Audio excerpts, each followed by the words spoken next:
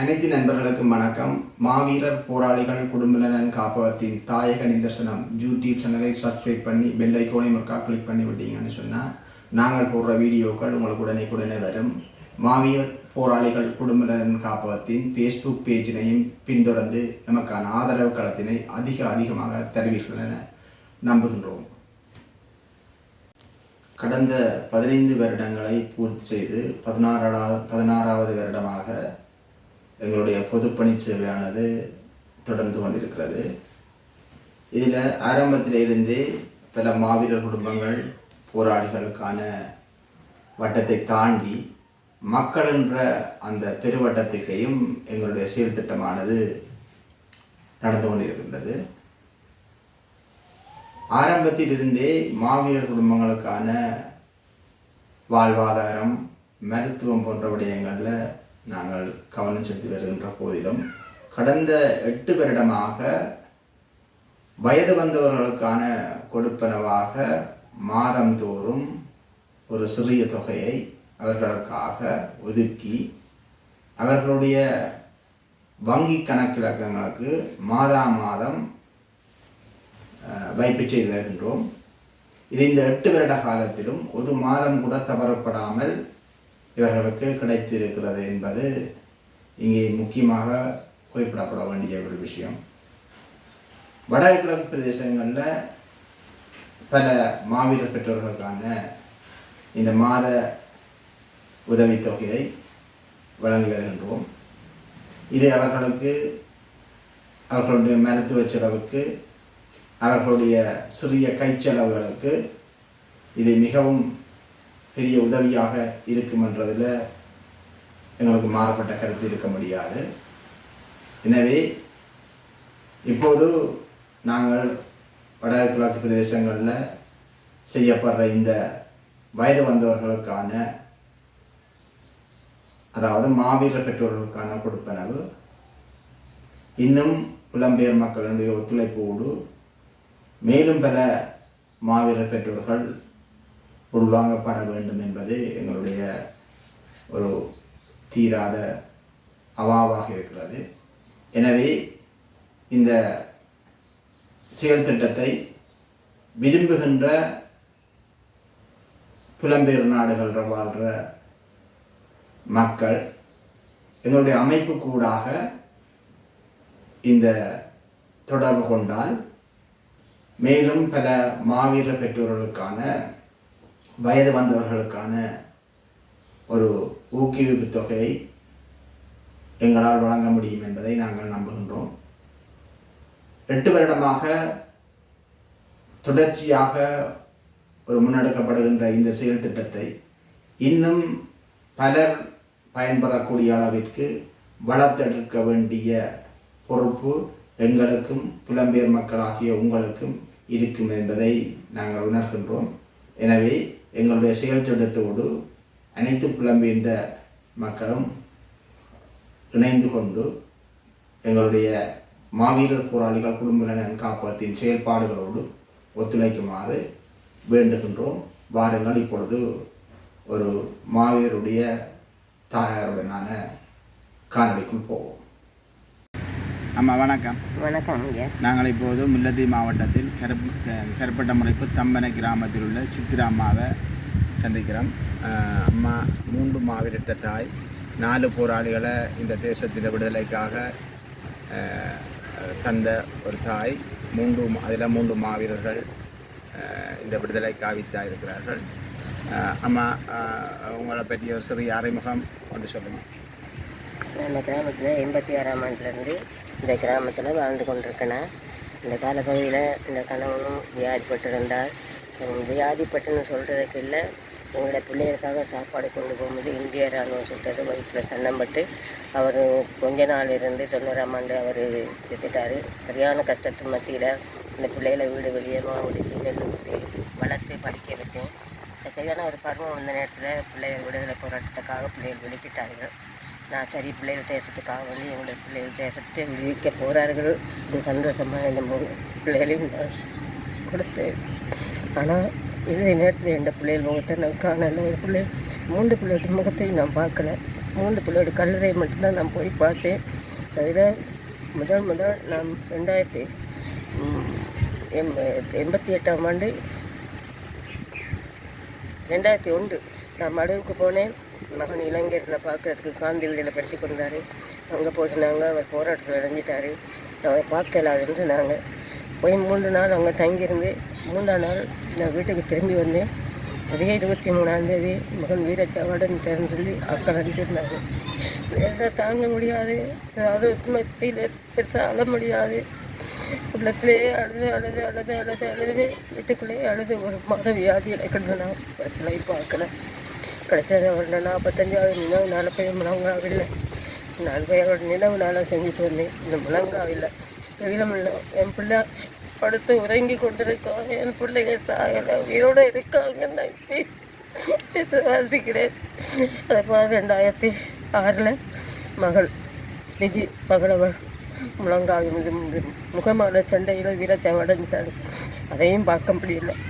2009 2ஆம் மாதம் 9ஆம் தேதி மூத்த மகன் ராஜா பகலவன், மேஜர் பகலவன், அவன் வீரச்சாவடைஞ்சு அதையும் போய் பார்க்க முடியலை. எல்லாத்தையும் என் கடைசி மகன் அசோக்குமார் என்று அவர் போராட்டத்தில் இருந்து போய்தான். அவன் ஒரு போராளி. அங்கிருந்து எல்லா காரியமும் அவனே செஞ்சு என்னை கூட்டி கொண்டு போய் இந்த பிள்ளைகள் முகத்தை பார்க்கலையா. நான் கல்லறை தான் கண்டேன், என் பிள்ளைகளை நான் பார்க்கலை. சில நேரத்தில் என் பிள்ளைகளை நீ பார்ப்பாங்க, எங்களுக்கு நாடு கிடைக்கும், தமிழீழம் கிடைக்கும், நாங்கள் சுதந்திரமாக இருப்போம். எங்கள் கையில் தமிழலும் இல்லை, பிள்ளைகளும் இல்லை, எங்கள் தலைவனும் இல்லை. நினச்சி நாளுக்கு நாள் வெம்பி உள்ளத்தில் அழுது நாளுக்கு நாள் உயிரோடு செத்துக்கிட்டு இருக்கப்பா. நான் யாருக்கிட்ட போய் சொல்கிறது? அன்னிங்கிட்ட போய் சொல்லணுமா? இதே நேரத்தில் இந்த கிராமத்துக்கு மேல் குடியேற்ற வந்த நேரத்தில் எங்களோட இந்த பிள்ளைகளோட இருந்த போராளி குடும்பங்கள் என்ன இராணுவத்தை காட்டி கொடுத்தாங்க. இவளுக்கு 3 மாவீரர் கொடுக்கக்கூடாதுன்னு சொல்லி இராணுவம் கொடுத்தான், அரிசி கொடுத்தான், மாவு கொடுத்தான், காக்கா கொடுத்தான், மேசிங் சம்பளம் கொடுத்தான். என்ன சொன்னா போய் பிரபாகரன் இந்த 3 பிள்ளையை கொடுத்தாங்க. பிரபாகரன் இதெல்லாம் வாங்கிக்குவேன்னு சொல்லி நாங்கள் இப்பயும் இந்த கிராமத்தில் ஒரு ஒதுக்குப்புறத்தில் தனியாக நானும் என் பிள்ளைகள் இருக்கிறோம். கடவுளை மட்டும் நம்பி இருக்கேன், வேற எனக்கு எந்த உதவியும் இல்லையா.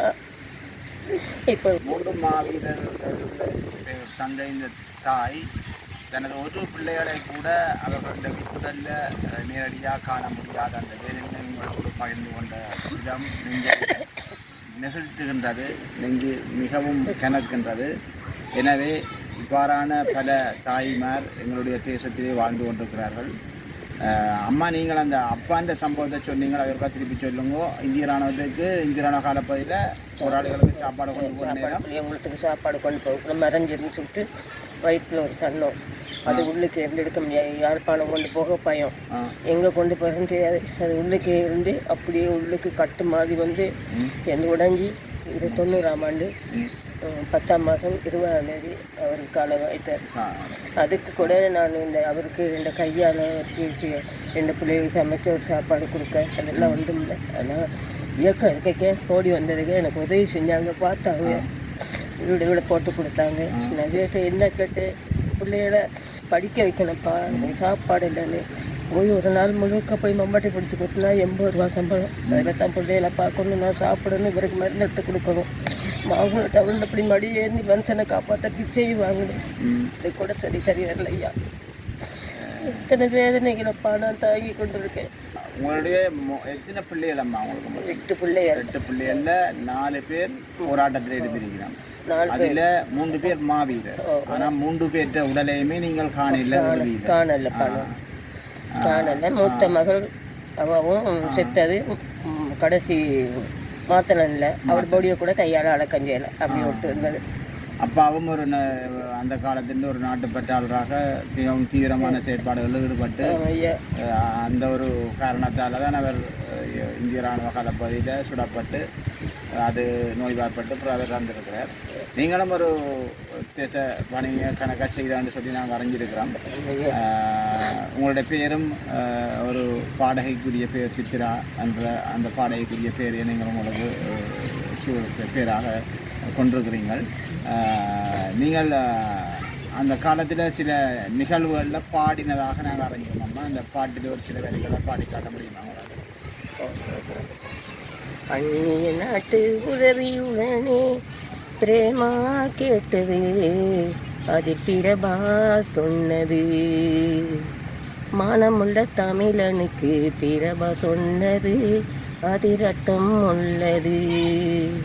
மனமுள்ள தமிழனுக்கு பிரபா சொன்னது, அதில் அர்த்தம் உள்ளது. வேடிக்கையாய் வாழ்ந்து விட்டால் உலகம் நம்மை மதியா, புலி வீரம் கொண்டு எழுந்து விட்டால் பகைவன் கூட நில்லான். இதை அறியாயா, உணர்வாயா தமிழா?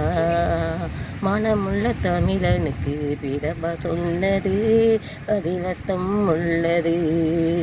மனமுள்ள தமிழனுக்கு பிரபா சொன்னது, அதில் அர்த்தம் உள்ளது.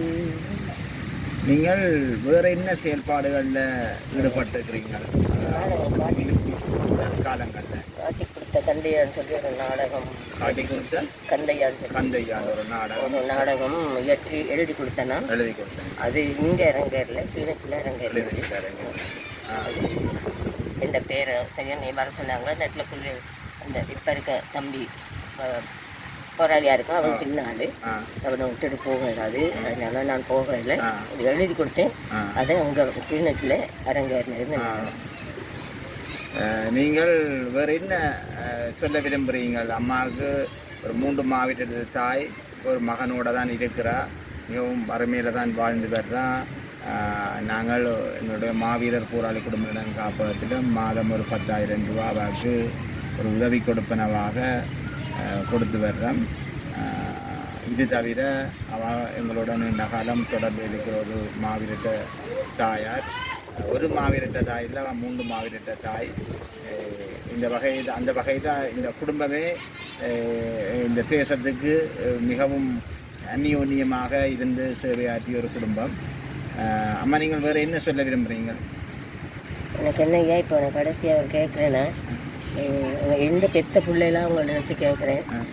நான் காலங்காலமாக நான் இந்த காடு வெட்டி நான் இந்த மனுஷனும் நானும் இந்த கடைசி மகன் வயிற்றில் 5 மாதம் வயிற்றில் வச்சுக்கிட்டு நானும் சரிக்கு கோடாலி பிடிச்சி இந்த காணி துப்பராக்கி வெட்டி மரம் அறுத்து அந்த நேரத்தில் இந்த மனுஷன் எங்கள் மரம் விழுந்து ஆஸ்பத்திரியில் போயிருந்துட்டார். நான் தனியாக நேரத்தில் காணி வெட்டி துப்பராக்கெல்லாம் செஞ்சு எங்களுக்கு ஏக்கம் ஒரு சின்ன கொட்டியில் ஒன்று போட்டு கொடுத்தது. அந்த கொட்டியில் தான் இருந்தோம். இது இருக்குது இந்த கூழாமரத்தை 40 போராளிகளை காப்பாற்றின இந்த கூழாமரம். இந்திய இராணுவம் இருக்க இந்திய இராணுவம் வந்துட்டான். வந்த உடனே ஒளியை வெட்ட காடு ஒன்றும் செய்யலாது. அவன் வரைக்கும் ஒரு மனம் யானை மணக்கிற மாதிரி மணக்கு. நான் எழும்பி அப்பா இந்திய இராணுவம் வர்றாப்பான்னு சொன்னால் போராளிகள் மக்கள் 40 பேர் மேலே ஏறிட்டாங்க. நானும் அவங்க இருந்த சூவாடையை தெரியாமல் இந்த மாதிரிலாம் எல்லாம் குப்பையெல்லாம் அள்ளி போட்டு வீட்டுக்குள்ளே போய் நடுங்கி கொண்டு படுத்துருக்கேன். வந்துட்டான். வந்து கேட்டான், இந்த இயக்கம் வந்ததான்ட்டு, கொட்டியாக வந்ததான்னு கேட்டான். இல்லைன்னு. அப்போ இல்லை 40 பேர் மேலே நிற்கிறாங்க. நாங்கள் வீட்டுக்கோ சின்ன கொட்டி 40 பேர் கூழாமரத்துக்கு மேலே இருக்காங்க போராளிகள். நீங்கள் கீழே கொட்டியிலேருந்து கொண்டு இந்திய ராணுவம் வந்தது. அவன் சீக்கியம்லாம் வந்தான். சீக்கியம் குறுக்காஸ் 2 தமிழ் ஆமி வந்தான். அப்போ உங்கள் பேர் என்னன்னு கேட்டான். சித்திரான்னு சொன்னால் அவருக்கு என்ன பார்த்தோம்னா, அப்போ கொஞ்சம் நேரம் காய்ச்சிக்கிட்டோன்னா இந்த பகுதியில் காட்டு பகுதி தானே எழுதிட்டு வருமானு கேட்டான். நீங்கள் ஒருத்தர் வர மாட்டாங்க, நாங்கள் மட்டும்தான் இருக்கோம் அப்படின்னு. அப்போ இந்த சின்ன பிள்ளைகள் இந்த இப்போ போகிறாவே வேலைக்கு, அவள் சின்ன ஆள் 10 வயசுக்குள்ளே அவங்க இந்த கேட்கல வந்து சப்பாத்தி ரொட்டிலாம் எடுத்து கொடுத்தாங்க. அப்போ சரியான காணி ஃபுல்லாக வெள்ளாமல் போட்டிருந்தேன். போனாங்க. அந்த இருட்டு நல்ல நிலவு வெளிச்சம் அந்த பார்த்துருந்தேன்னா லைட் அடித்து பார்த்துருந்தா நான் அன்றைக்கே நாங்கள் குடும்பமே அழிஞ்சு போய் கொடுத்தேன். நாங்கள் போயிருப்போம். விடியப்போ 2 மணி. அப்போ 40 பேர்த்தையும் மேலே ஏற்றிட்டு சாமியை கும்பிட்டுக்கிட்டு இருக்கேன். இந்த பிள்ளைகளுக்கு ஒன்றும் நடந்துடக்கூடாது, இந்த ரோட்டில் போகக்கூடாதுன்னு. அப்படியே 5 பேர் காட்டுக்குள்ளே போயிட்டாங்க. 45 பேரில் 40 பேர் மரத்தில் 5 பேர் காட்டுக்குள்ளே போயிட்டாங்க. கொஞ்சம் தான் அங்கே காய்ச்சிக்கிட்டு போனாங்க. காணிக்கெல்லாம் போந்தாங்க. லைட் அடித்தாங்க. ஒரு வத்தா காட்டுக்கு தோலில் வச்சாங்க. வந்து அவங்க இயக்கம் பிடி போயிடுச்சு. இப்படி போயிட்டான். என்னத்தை கொண்டு போனாங்க? வத்தாப்பழம் தூக்கி தோலில் வச்சுக்கிட்டு போயிட்டாங்க. சரி கொண்டு போன ஏற்பாடு எனக்கு அதுக்கு ஏற்பாடு இந்த மாதிரி பையன் நடுக்கும் இருப்போம். கொஞ்சம் பேரும் வத்தக்காரன் எலும்பி நடக்க மாட்டார். அப்போ என்ன செய்யறதே பண்ணேன். பிறகு மற்ற விட்டு இறங்கி வந்து சரியம்மா உங்களுக்கு நீங்கள் பயப்படாதீங்க, உங்களுக்கு ஒன்றும் வரவே மாட்டேனாங்க. அவளை பற்றியும் சாம்பல் ஆக்கியிருப்போம். ஏதாச்சும் ஒரு பிரச்சனை அவளை பற்றியும் சாம்பல் ஆக்கியிருப்போம். அவன் அப்படி ஆடு மாடு மாதிரி வர அவங்க 40 பேர் மரத்தில் எல்லாம் சாமான் ஆயுதம்லாம் அவன் கையில் இருக்குது. சரின்னு கடவுளுக்கு நன்றி சொல்லிட்டு பேசாமல் இருந்தேன். பிறகு இந்திராமன் போய் 1 மணி தேவைக்கு பிறகு எல்லாத்துக்கும் தண்ணி வச்சு ஊற்றி கொடுத்துட்டு அதுக்கு சொன்னேன், அப்பா தூரமாக எங்கேயாச்சும் போயிருங்கன்னு. அவங்க இயக்கத்தோட இயக்கமாக நான் நின்றேன். அவட்டுக்குள்ள அம்மாவா நின்று அதுங்களை பார்த்தேன்னா எங்கெங்க தோட தலையில் சாப்பாடு காப்பிட்டு போவேன். ஆனால் அதுங்களுக்கு வர சாப்பாடில் எங்களுக்கும் சாப்பாடு கொடுக்குவேன். ஒரு இறைச்சி காய்ச்சினா கூட அப்படி சட்டி ஒரு பானையோடு கொண்டாந்து கொடுத்துட்டு போயிருந்தேன். அப்படி எங்களை இயக்கம் நல்லா பார்த்ததையா. ஆனால் இயக்கம் இருக்குமா இருந்தா நான் எனக்கு இந்த நிலைமை இல்லை. உங்கள் பிரபாகரன் இருப்பாரா இருந்தா நான் இந்த நிலைமையில இல்லையா. இன்னைக்கு தங்கத்தினா தாங்குவாங்க எல்லாம். இன்னைக்கும் எங்களோட இயக்கம் இருக்கிறாங்க. பிள்ளைகளோட இருந்து போராளி இருக்கிறாங்க. கண்ட அந்த பக்கம் திரும்பிக்கிட்டு போகிறாங்கப்பா. எங்கள்கிட்ட மனசை தானே அவங்களும். இது அவங்களும் சந்தர்ப்பத்துக்கு மாறக்கூடிய மாதிரி இருக்குதானே. இது கடவுளுக்கு மட்டும் நன்றி சொல்லிட்டு கடவுள் நம்பியிருக்கேன். இந்த பிள்ளைகள் புதைக்கலை மண்ணில், இந்த பிள்ளைகளை விதைச்சிருக்கோம். ஒரு நாளைக்கு அந்த விதைச்சது முளைக்கும் அப்படிங்கிற ஒரு நம்பிக்கையில் மட்டும் நான் வந்து கொண்டிருக்கேங்க. நிச்சயமாக உங்களுடைய ஒரு பெருமைக்குரிய தாயோடு இன்றைக்கு சந்திச்சுட்டு எங்களுக்கு மனநிறைவாக இருக்குது. இவ்வாறான ஒரு பெரிய ஒரு 45 போராளிகளை ஒரு ஒரு விக்கட்டான சூழ்நிலையிலிருந்து காய்ப்பாட்டி ஒரு 3 மாவீரத்த தாயை நாங்கள் இன்றைக்கு இந்த கரப்பட்ட முறைப்பு ஒரு கிராமத்தில் சந்திச்சுட்டு பெருமை அடைகின்றோம். நன்றி அம்மா. நன்றி அப்பா, நன்றி ஐயா. என்னை தேடி இவ்வளோ நேரம் நீங்கள் வந்ததுக்கு எனக்கு நான் உங்களுக்கு நன்றி சொல்லணும். யாரும் தேடி நீங்கள் தான் இருக்கீங்க, அது ஒரு பெருமை எனக்கு. நான் இன்னைக்கு இந்த இப்போ காய்ச்சிக்கிட்டு இருக்கேன். நாளைக்கு அம்மா கண்ணை மூடிட்டேன்னா எல்லாருமா நின்று எனக்கு இந்த இறுதி கிரியில் வடிவாக செய்வீங்க. இந்த பிள்ளையை தவிக்க விட மாட்டீங்க. என்னன்னு கேட்டால் இந்த வீட்டை விற்கிறதுக்கு தான் ஒரு பிளான் போட்டுக்கிட்டு இருக்காரு. எல்லா இடமும் கேட்டுக்கொண்டிருக்காரு. அப்படி நெருக்கப்பட்ட சூழ்நிலை வாழ்ந்து கொண்டிருக்காங்க. காசை கொடுத்து ஏமாந்து போய் வட்டிக்காரர் விட மாட்டேங்கிறாங்க. வெட்டுவேன் கொத்துவேன் அப்படின்னு மைண்ட் செட் தான் வேலை செய்கிறான். இது சித்ராமாண்ட வீடு. அம்மாண்ட பயந்து இந்த முயற்சியில் சித்ராமாண்ட வீடு. அம்மாண்ட வயதுக்கு அம்மாண்ட விடாமுயற்சியை பாருங்கள். பெக்கெட்டில் தோட்டம் செய்ய போகிறா, மரக்கண்டுகள் வைக்க போகிறான். இந்த எல்லாம் செய்து வச்சுருக்கா. அம்மா இருக்கிற வீடு இதுதான்.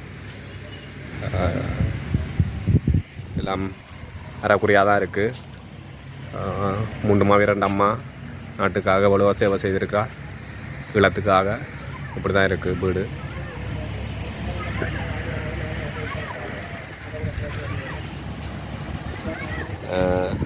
இந்த வீடியோஸ் பார்க்குறாக்கள் அம்மாண்ட விடாமுயற்சிக்கு ஒத்துழைப்பு கொடுப்பீங்கன்னு எதிர்பார்க்குறோம். இஞ்சால பாருங்கள், கண்டுகள் வச்சு கொச்சிக்காய் மரங்கள், சின்ன சின்ன தோட்டங்கள், கத்தரி என்று செய்திருக்கிறா. நன்றி. அம்மாண்ட 3 மாவீரர் செல்வங்கள் என்றையும் படம் அம்மா பிரேம் பண்ணி இப்படி தான் அமைச்சிருக்கிறா. பார்த்தீங்கன்னா தெரியும், ஒரு கொடியில் மலர்ந்த பூக்கள்.